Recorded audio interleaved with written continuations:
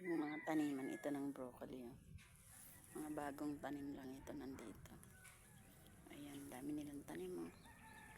Mga nagtatanim po sila dito ng broccoli. Ayan.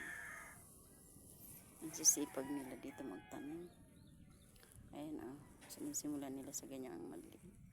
Pinapatubo nila muna sa kainaan dyan. Nilalagay, tinatanim nila.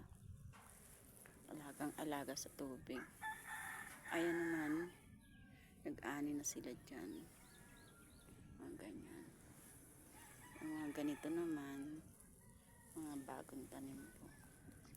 Ang kagandahan dito sa Baguio, yung mga bulaklak, yung mga ligaw na bulaklak, maliliit silang mga sunflower. Ganda. Yun lagi makikita dito sa kapaligiran dito.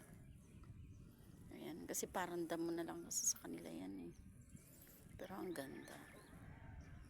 Wala naman silang amoy. Yung bango or ano, mabaho, hindi naman.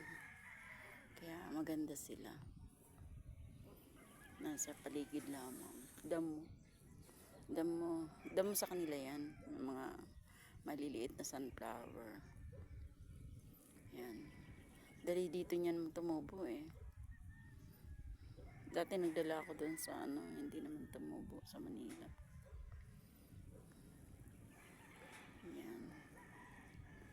Parang ano yata yung pagtatanim nila ng broccoli eh, 3 months lang.